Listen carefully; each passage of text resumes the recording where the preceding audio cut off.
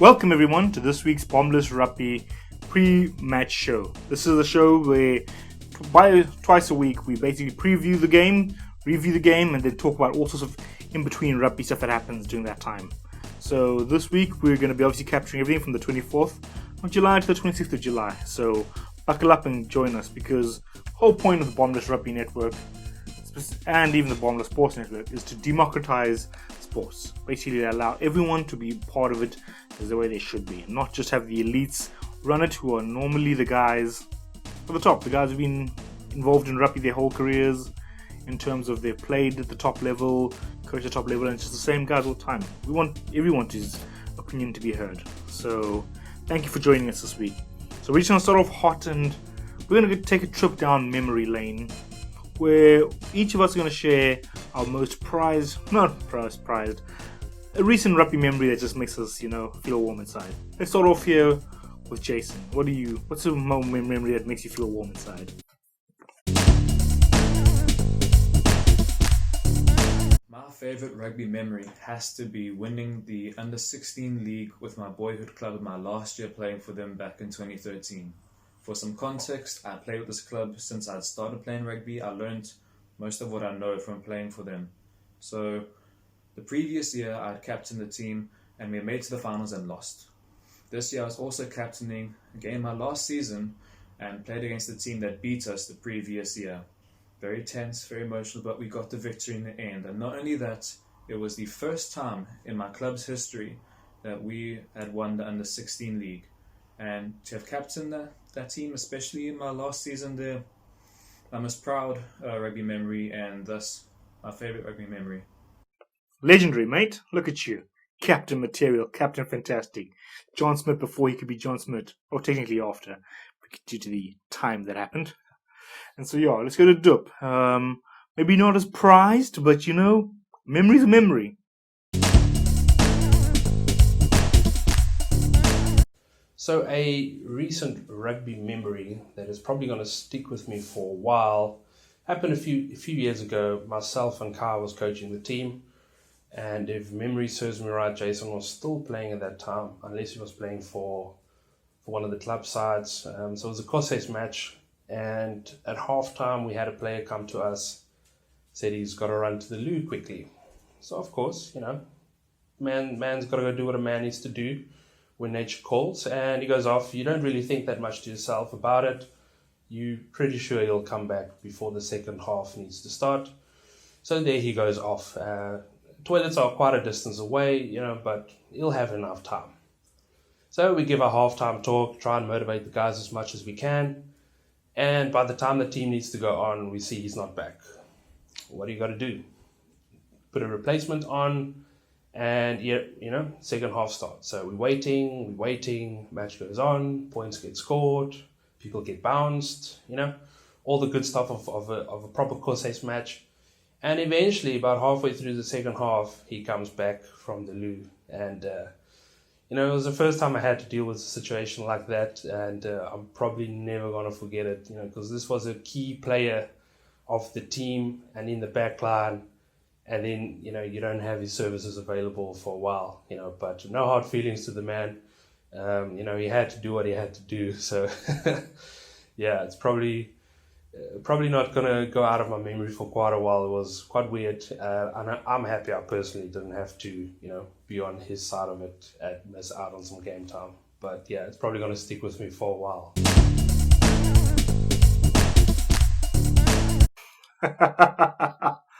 Oh my goodness. Yes, I remember this one clearly. This was not the best memory for name redacted, but it left us in quite a very odd situation. He did get fined after the game. You got to find somebody for doing this type of stuff. So it's good. It's a funny memory. I remember that. There's probably worse things that have happened during our coaching stint, but we'll talk about that in the future. And for me, it's pretty obvious. Simply the time I scored 2 tries in one game. Absolute beast. Couldn't be stopped. Unfortunately, the same game, something worse happened that people remember. We're not going to get into that. So, let us move swiftly move along from that little bad memory, to one of the more boring parts of Super Rugby, so-called Super Rugby Australia. Super Rugby Australia, great competition so far. Pretty well lopsided, pretty similar to Super Rugby New Zealand. So the first game of the weekend, being done by Dup, is the Waratahs vs Rebels. Dup, what do you think is happening this weekend?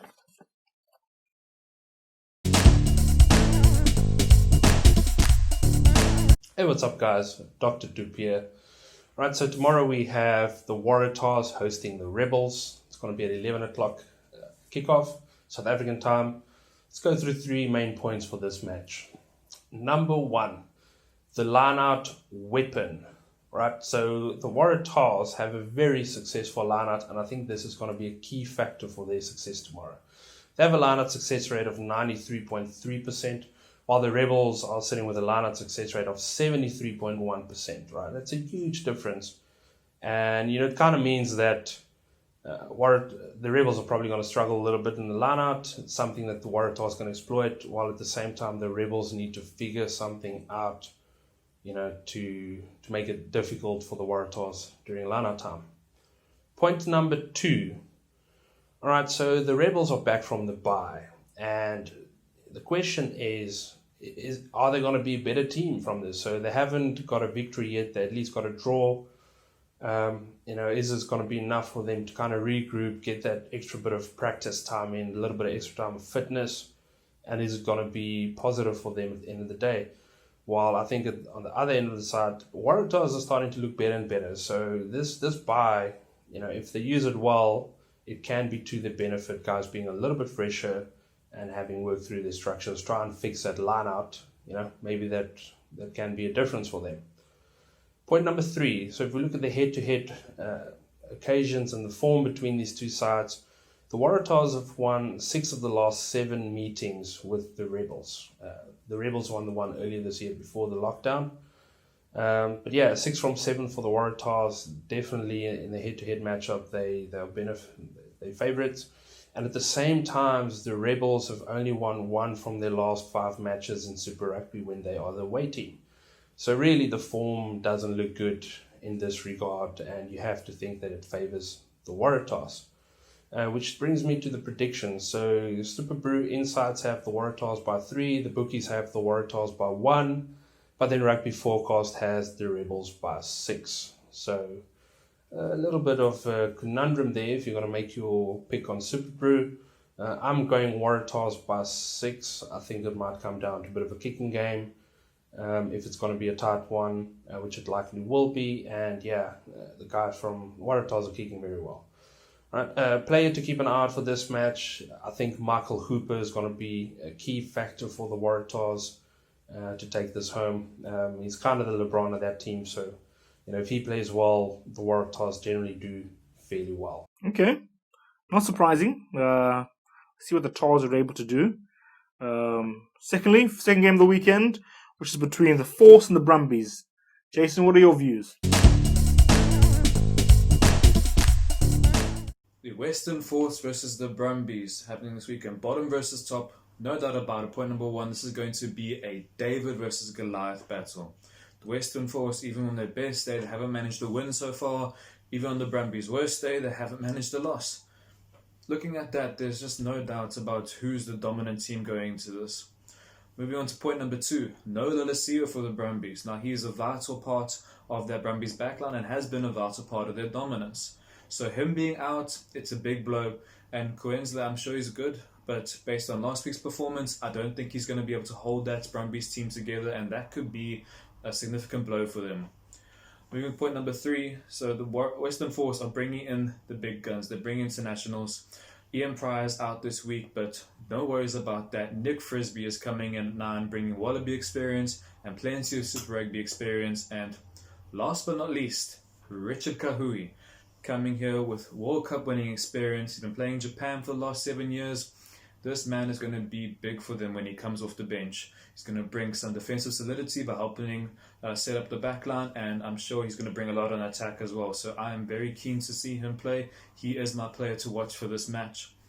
So moving on to predictions, even with Aotearoa, the CEO, I can't see this Brumbies team losing this match. And I think once they hit this Force team hard, the dam's gonna break.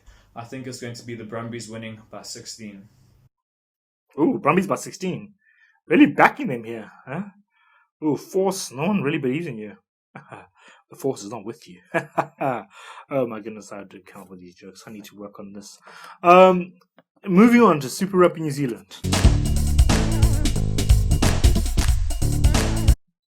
First game of the weekend is Crusaders vs Hurricanes. Jason, are you ready to rumble? I hope you are. Tell us what you think of this game. So let's get straight into the talking points for this big clash between the Crusaders and the Hurricanes happening this week. So first of all, Kobus van Wyk has been dropped for the Hurricanes. Now, to drop one of your most clinical finishers, 7 tries in 7 matches, it's a bit of a strange decision for me. And, the conspiracy theorist in me says, same week he signed for Leicester Tigers, suddenly being dropped, maybe it's a punishment. Who knows? The coach claims it's tactical, but for me, in such an important match to drop one of your best finishers, it's a bit strange.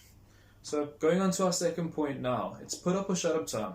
The Crusaders are 4 points ahead on the log right now. If they win this match, they're going to be out of reach. They're going to have the title. If the Hurricanes want a sniff at being able to compete for the win, compete for the trophy at the end, they need to win this match. They need to continue their form. So, put up or shut up time. Our third point is the Crusaders are actually ripe for the picking right now. Now, I know it's strange to say, on the best unbeaten run at home of all time, very strong run right now.